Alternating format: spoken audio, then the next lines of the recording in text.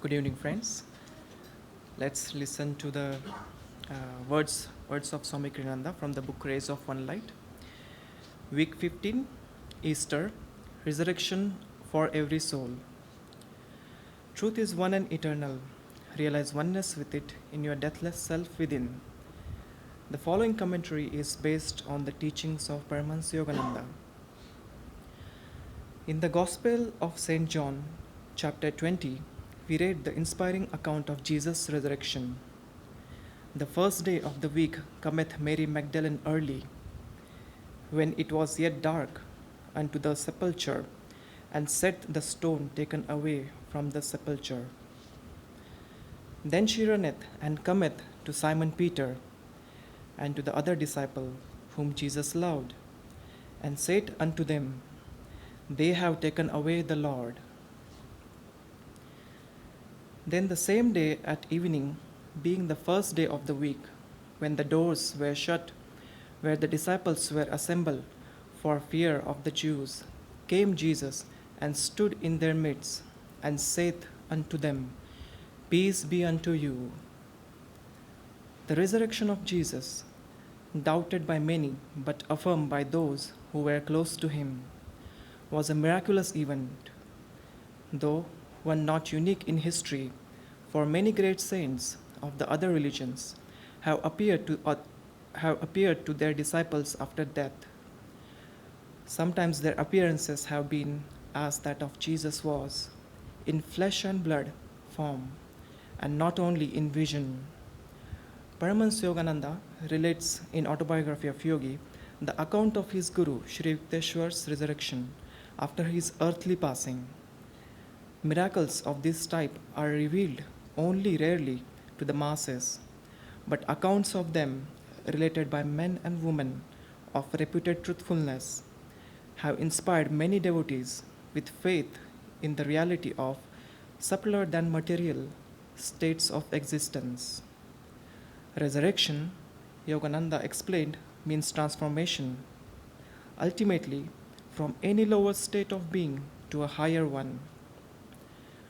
Worldly consciousness cannot imagine such a transformation except in terms of, perhaps, an improvement of the present mess of pottage with the addition of new flavoring. Divine consciousness, however, is capable of taking the base metal of worldliness and transforming it into the spiritual gold of divine wisdom and love. In keeping with this truth, the Bhagavad Gita in the 9th chapter tells us, Ah, ye who into this ill world are come, fleeting and false, set your faith fast on me, fix heart and thought on me, adore me, bring offerings to me, make me prostrations, make me your supremest joy, and undivided unto my rest your spirit shall be guided. Thus, through Holy Scripture, God has spoken to mankind. Om. Namaste all. So this reading is from Whispers from Eternity, Poems and Prayers by Master. And in this, the 25 number, Come to me, O Christ, as the divine shepherd of souls. This Master tries to explain the profundity of his outer mission as well as his inner meaning of his life. So let's listen attentively. O Christ, thou rarest flower of hearts, thou didst sail the storm-tossed lake of prejudiced minds. Its evil-scented gloomy thought waves lashed thy lily tender soul. They crucified thee with thy evil, yet didst thou shed upon them the aroma of goodness and forgiveness, and help them to be purified by remorse to make them attractively sweet-scented with thine all-loving soul flower. O thou great lover of all error-torn brothers, an unseen monument of the mightiest miracle of love was established in every heart when the magic of thy voice uttered, Forgive them, for they know not what they do. Thou hast healed the cataract of hatred. We have now grown to see thy truth. Love thine enemies as thyself, for they are thy brothers, though sick and sleeping. Thou hast taught us not to increase their fevered blows of hatred with the bludgeons of revenge. Thine undying sympathy has inspired us to heal our brothers, suffering in their delirium of anger, with the soothing salve of divine forgiveness. The crucifixion reminds us of the daily crucifixion of our own fortitude by trials, of our wisdom by ignorance, of our self-control by the scathing touch of temptation, and of our love by misunderstanding. The test on the cross proved the victory of divine wisdom over ignorance, of thy divine soul over flesh, of thy happiness over pain, and of thy love over hatred. So are we heartened to bear our own crosses bravely and with faith. Teach us, when we are crucified by harshness, to pour out only sweetness, to bear with calmness the assaults of worry, and to give understanding unceasingly to those who unjustly hate us. O shepherds of souls, wandering hearts are seeking of themselves the one fold of divine devotion. We have heard the ever-calling music of thy infinite kindness. Our one desire is to find our home in thee, to receive the Cosmic Father with the joyous open eyes of wisdom, and to know that all of us are sons of our own one God. Teach us to conquer the Satan of dividing selfishness, which prevents the gathering of all our brother souls into the one fold of spirit, calling to one another by the watchword, love him who loves you, and love all who love you not. Let us rally beneath the canopy of the universal oneness of the Christ. Amen. Thank you, Tushar and Avinash, for the readings. And thank you all for coming. It's wonderful to be with everyone today. And as I was preparing for today, actually I've been blessed over the last several weeks to have been given reference to the visions of a saint. And through those visions, I've had a peek into Christ's ministry. And I realized that the scriptures really talk about 3 to 5% of a master's life. As the disciple John writes at the end of his testimony, he writes, "This is but a little of Christ's ministry. If we were to write and speak about everything that Christ said, it would fill volumes." And even in these visions that I read about, of course, the saint is not able to recollect and remember and write everything that happened, but there is much, much more. And it is very edifying, instructive. The life of the masters, you see certain universal aspects to their life, whether Christ or any of our masters of this path or of other religions. There are certain universal aspects to eventually finding freedom in God. What is resurrection? It is the ascension of spirit, transcending all its mortal encasements of physical, astral, and the causal encasements, and rising to oneness in God. But where does it begin?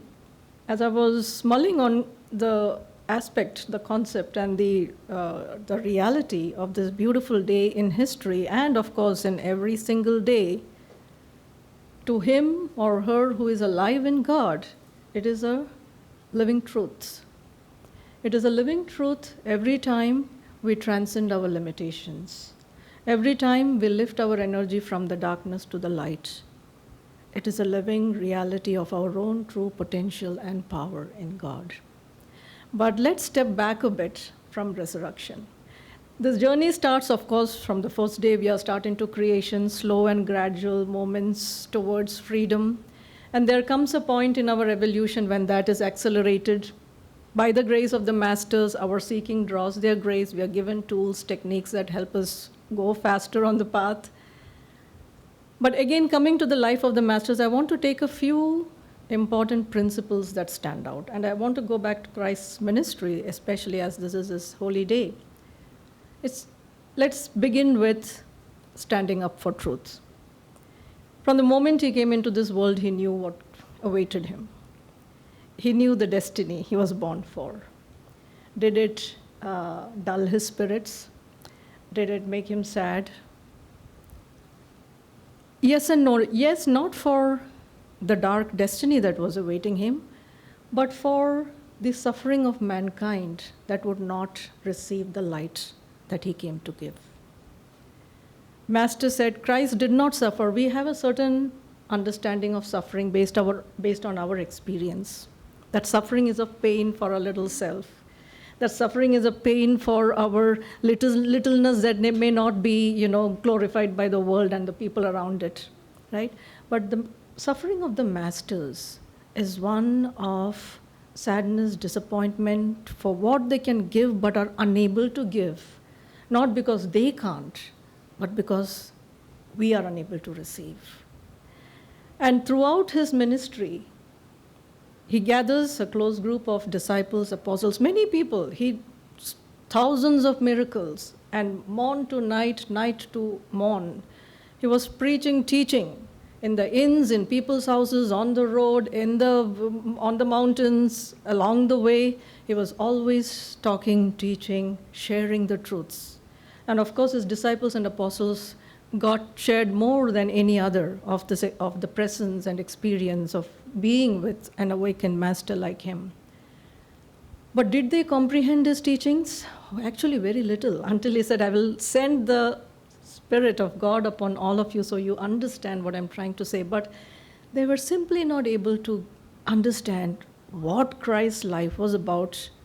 And when he spoke to them about his impending death and betrayal, they just simply wondered, why is he so sad and why is he talking about this end? For they simply did not take the truth of the matter. And to some of his close disciples, there were special moments where he gave a special, where he brought a special doorway to show the greatness of the life and the ministry that he was given. And one of that is famously called as the Transfiguration, and especially his close ones like Peter, James, and John. He took them with him to the mountaintop where he was completely transfigured in the light. He had completely become light. Some of the prophets descended to speak to him, told him about the impending death and crucifixion which was coming very soon. And why did he do that? He wanted to strengthen them. Through his life, he was very strong, power incarnate in the way he fearlessly chastised the Pharisees and the established priestly groups at that time. And he knew his time hadn't come, so he took the liberty to push for that message, even when he knew it was hitting on the rock wall of ignorance. But that power was so, even in reading those, reading those aspects of his ministry, you could feel the power. And then on the other hand, you see that when his time for crucifixion comes, that power, he knew he would tell his disciples again and again, so that you not be scandalized in me, I'm giving you an experience of this truth. Because he knew that when the actual betrayal and the moments of his death came, people would wonder, was he a farce? Was he a fake? I mean, one who resurrected people from that, his last big miracle, that is of the resurrection of his friend Lazarus, healed innumerable people of all kinds of sicknesses. And here is one now, when he is caught in the mouth of death, why is he not able to redeem himself? And many actually whom he healed and who were his followers, when they saw what was happening when he was led to the crucifixion, actually began to think, oh no, he must have been fake. If he was true, why wouldn't he deliver himself now? Many left him, many joined the voices against him in the battle.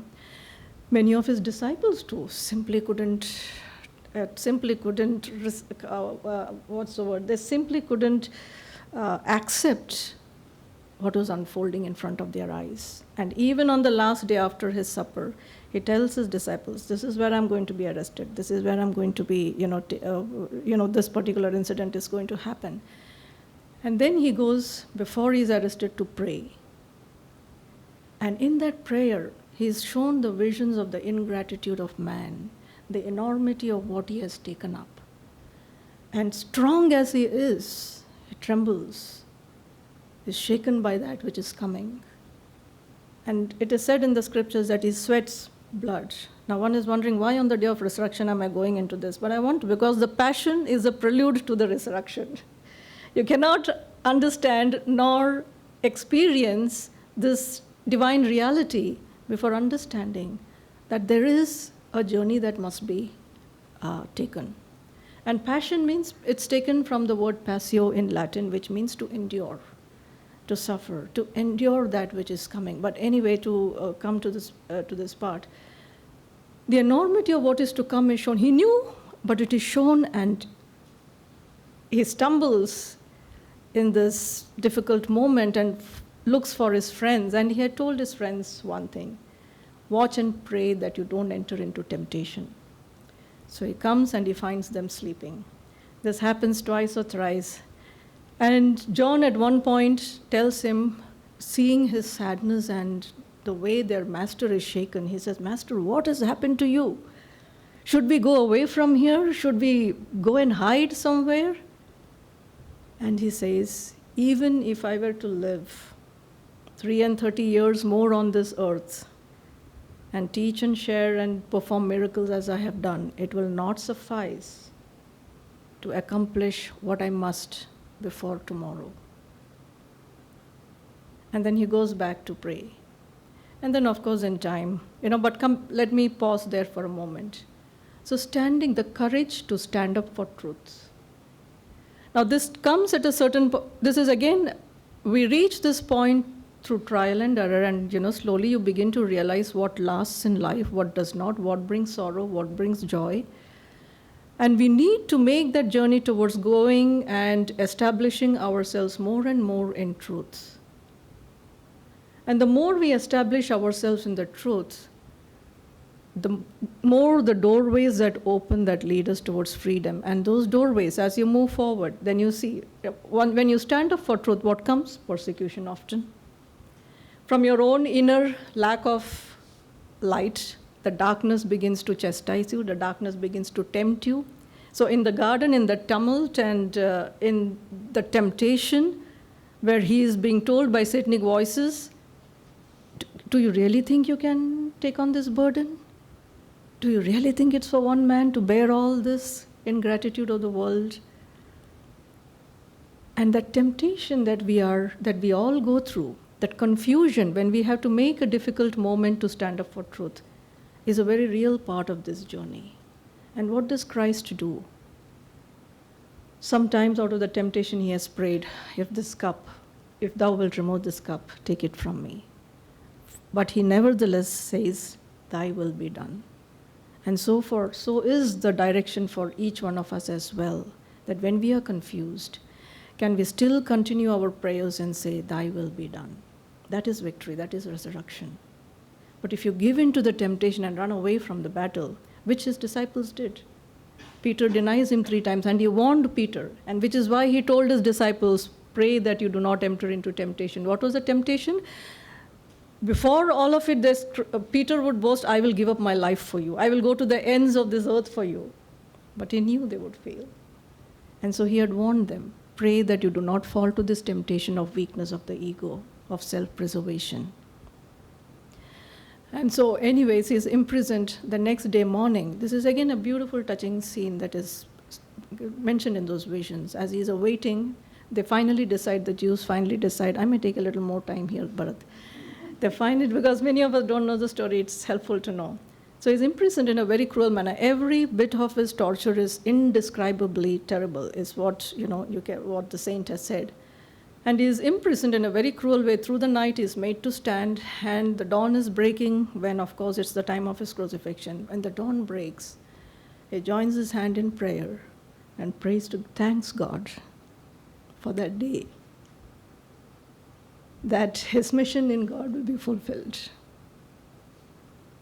Can we do that when we are overcome with whatever overcomes us in life? Instead of giving in to that, are we able to still be grateful and say thanks? Thank you for this beautiful day that has dawned on me. And then, of course, there is even more to come, sufferings. But I want to talk about Peter's denial. Now, by then, when he was arrested in the garden, all his disciples fled. He was all by himself.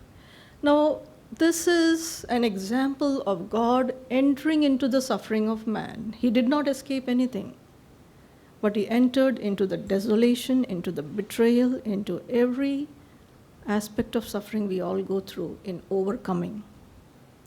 So the sentence is to take him to Pilate. And so now the whole Jewish council is filled with his enemies. Now, Peter and John, out of the love for Master, want to get into the council, but they realize it's very risky. And so they knew somebody in the council, and they disguised themselves and managed entry into the council. And there they watched the proceedings. And at some point, and he already told Peter that before the cock crows thrice, you will deny me. And after the sentence is given that he must be taken to Herod, I think the governor of, the ruler of Judea, John goes back to give word to his mother about what's happening with Christ. Now his mother was there throughout his crucifixion, interiorly connecting with her son, suffering with him, and going through the experience with him. So John lives, and so Peter gets out of the council, and it's cold, and he's just warming himself, and he's weeping out of love for his master. And then suddenly somebody spots him in the crowd. Hey, you were there with the master too, with the Galilean. Now he's struck with terror. He's got the love for his master, but he's so struck with terror that he's recognized, and you see the brutality of what was unfolding was too much to bear. He says, no, I do not know him. After some time, again, as he continues to warm, and he's still in that terror, somebody else sees him. This happens twice more. And each time he says, I do not know the man. The third time he says, I do not know him. And then the cock crows, and through it, Christ looks at him. And even before this had come, the master, he looked at him sternly to remind him of what he had said. But our delusions can be so strong that we forget.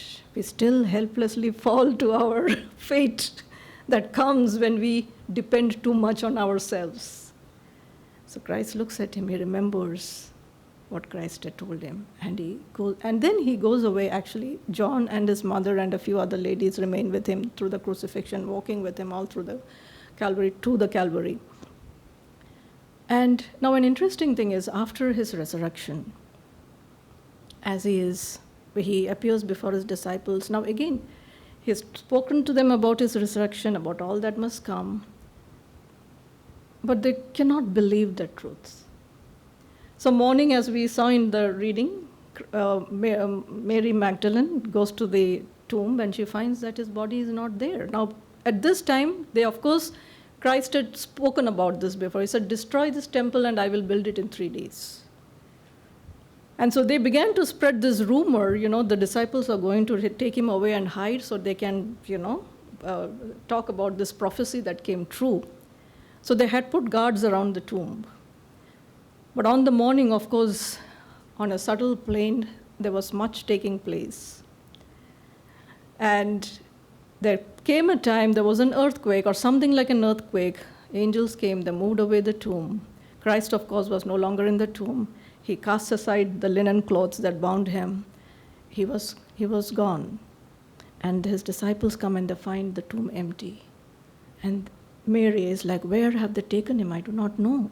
And she comes running to the disciples. Now, by this time, he had already revealed himself to his mother. And then Peter and John come running. And now Mary sees a gardener. Now this tomb is in a garden, and she sees a tall figure, and she talks to him, and she's weeping. And the person asks him, "Why do you weep?"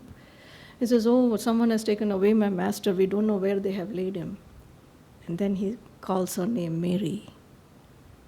And she recognizes his voice. And so on, he goes on to reveal himself to disciples, but many don't recognize him at all until he performs an act that calls to them a remembrance of what they have said. And many times, the first time he makes his appearance, they are terrified.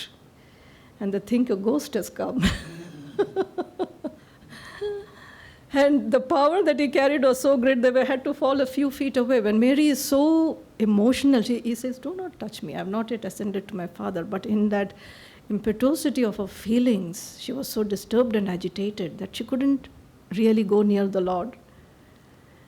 And towards the close of his time on earth, before he ascends, and he is at meal with his disciples, and as they are walking up and down on the shore, Christ looks at Peter and asks him, "Do you love me, Peter?" And now in the scriptures it is Simon, son of John, so that comes to mind. So Peter says, "Yes, Lord, I love you." He says, "Feed my lambs." Again, after walking some distance, Christ looks at him very solemnly and asks him, "Peter, do you love me?" Now strongly. And Peter says, "Lord, you know that I love you." And he says again, "Feed my lambs." The third time, a little further, he again calls Peter, talks to Peter. "Peter, do you love me?" Now, of course, Peter knows God. He knows everything. He says, "Lord, thou knowest everything. You know that I love you." He says, "Feed my sheep." Now, for long I wondered, why is he saying 3 times the same question? And then you realized he was trying to restore Peter. 3 times of denial, 3 times he restored him to faith and love. He restored him through repetition. "I love you, Master." So for each of those denials, he restored faith and love. That is the love and greatness of a master, his forgiveness, his loving compassion for all that we go through. In our attempts to rise above our limitations, our delusions, resurrection, friend, is the victory of life over death. Our true nature is one in the light. And through the challenges, the difficulties, the obstacles we go through, remember, prayer is very important. Meditation is very important. That inner communion with God is what resurrects us. And through each of the 3 encasements, physical, if the body is ill, either whether pain or pleasure, it bogs us down. Astral, sometimes your energy, you're in moods. You have anger, you have hatred, envy. It bogs you down. Your health, physically, you may be good. Spiritual darkness sometimes can bog you down, like St. Francis. He had everything. He had money, he had a good, family. But yet he had fallen into such darkness and he wondered, why am I not happy? And Christ said, that's because you don't have me, Francis. So to lift ourselves out of the darkness of matter, consciousness, we need to make conscious choices in the light. We need to make conscious choices in the divine. And that is the lesson of resurrection. And then God's grace leads us forward to freedom. Om. Thank you, Bhavani, very much for that and for sharing the wonderful story of Christ. And I will speak more briefly than she did, don't worry. Something interesting, if you were here last time or you listened online, that Vasudeva was speaking and we celebrated what is called Palm Sunday. And if you remember the music that was played that day, it was a very wonderful song, a very cheerful song that everybody sang Hosanna, which means really basically like J or Alleluia or something like that, praising that Jesus is come to Jerusalem, right? Not even a week later he gets crucified, but nevertheless, there was a lot of joy going. And very interestingly, Swamiji writes a song before that Palm Sunday song that is called Who Dreamed of the Tragedy. And in this it says, who dreamed of the tragedy soon to befall, who dreamed that the Savior will perish through hate. And then he goes on to say, how few in that music, meaning when people were already greeting Jesus, could detect that sad note of approaching disaster. That even then, the wise could tell that even in all this wonderful commotion, there was a hint of sadness that was there, that was going to come, because they knew what was going to happen to Christ. But this is really just, in a way, a metaphor to all of our lives, because this is just a reality of this world, that whenever we have all this tremendous outer joy in something that's happening, if we are wise, we know that we are going to be bound to experience the opposite reality, the negative reality. And even Swamiji goes to say that this even happened to Master when he met Yukteswarji, that he was so, in a way, emotionally invested in that meeting, that then disappointment came right after when he asked him to basically go back to his home and resume his college. Again, that duality that comes and is really represented by this occasion of the crucifixion and the resurrection. But if you, again, listen carefully to the songs that we play during the meditation, these were not sad songs. They were very joyful songs. And the thing is that, as Bhavani explained and Swamiji explained in the book, Master was very clear. Resurrection ultimately means transcendence of any of our lower tendencies to a higher tendency, or transformation of some bad habit, or even, as she was saying at the end, just right action.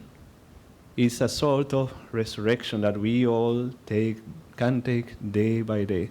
And I just love how practical Master has made it for us, how accessible he has made it for us, that it's not like, okay, I cannot resurrect my body like Jesus, probably, I don't want to try, but probably it will not happen. But however, that deeper meaning, all of us can aspire to do. And Swamiji would say that this time of Easter, of the resurrection of Christ, is actually a better time at the beginning of the year, the new year, to take resolutions or to make an effort to resurrect ourselves in one way or the other. Now, I wanted to tell you a little something that, many people say I play the harmonium well and all that, and chanting and all that, but many people, or most people, don't realize that I make a lot of mistakes while playing the harmonium as well. Today I didn't make mistakes, but most of the times I make some mistake or the other. And this is what I tell people also when learning harmonium. If you make a mistake, just keep going. Just hide it well, he used to say, and nobody will notice. You will know. There is no question about that. But the thing is that you take a note mentally, oh God, what note did I play wrong? But you just hide it somehow and just keep singing. And if you emphasize the mistake and stop playing the harmonium, and everybody will be, what's happening, right? But if you just keep going somehow, then the next time you come back to that part, let me do it right. And that works like magic when you're playing the harmonium. And it makes everybody feel that you are playing so well as well, because they think you don't make mistakes, but you are making mistakes. However, in the process, you're also correcting yourself. And I think that's one of the tricks of life, that in Christianity and all, so much emphasis in crucifixion, and they forget the resurrection. They forget that, yes, we all make mistakes, we'll all keep making mistakes over and over, but the goal is to resurrect ourselves like Jesus did. Crucifixion is easy. you know. It may not be pleasant, but it's easy. I mean, if we want, we can get crucified. We get crucified all the time. Some people believe they're getting crucified daily by others. You know, whether it's true or not, I don't know. But at least in their mind, they are being crucified daily by others. But also, we tend to crucify ourselves even more so at times when we become too harsh on ourselves and our mistakes and our bad habits. And that's maybe because you can rise above to some degree what other people say. I say, oh, I don't care what people say, I am what I am, or, you know, at least pretend that you don't care. But when you are faced with your own self and your own mistakes and your own shortcomings and say, I cannot meditate, I forgot to do my kriyas, I just can't energize, I just don't like this person, I just, whatever it may be.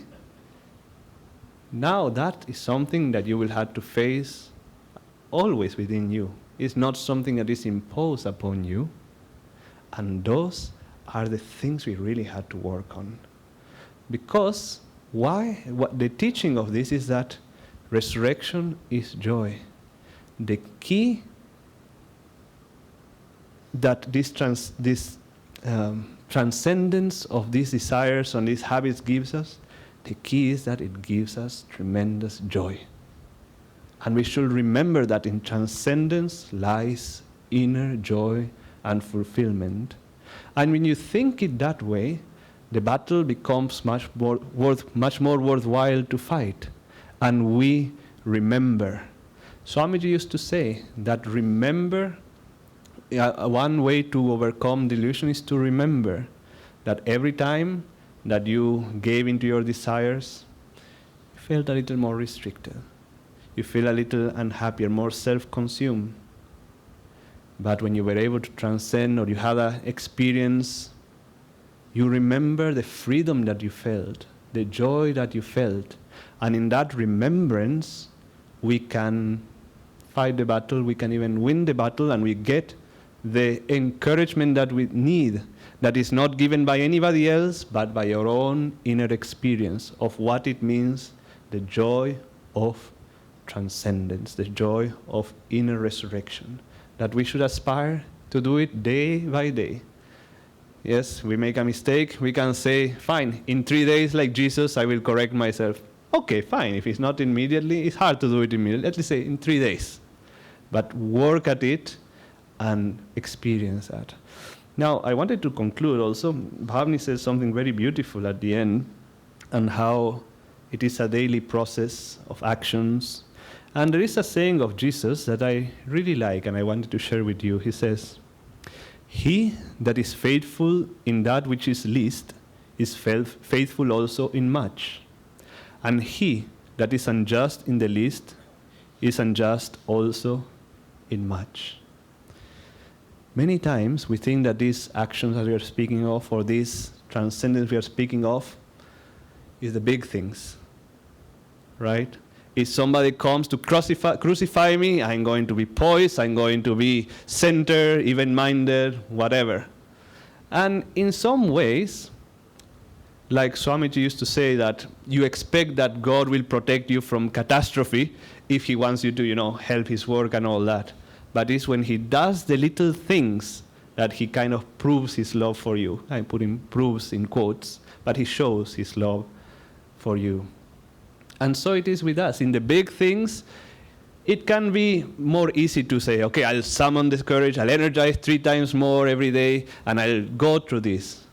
But can we do that in the little things? It is by taking care of the little things that then we can take care of the big things. And it's the little things that more often have more impact in our own consciousness and in other people. Oh, that time that you didn't have to, but you helped somebody who was in need, even if they didn't know about it. That time that you didn't get agitated by something somebody said, even though it was unintentional. That time that you were kind to those who are closest to you. That sometimes is harder to do than to the stranger. These actions that we are speaking of, if we are able to do it in the least of things, in the smallest of things, we will be able to do it in the biggest of things. And it's probably more on those little things that God is watching even more in our day-to-day. How are we acting? How are we able to open our hearts? And how are we able to act according to what He has given to us?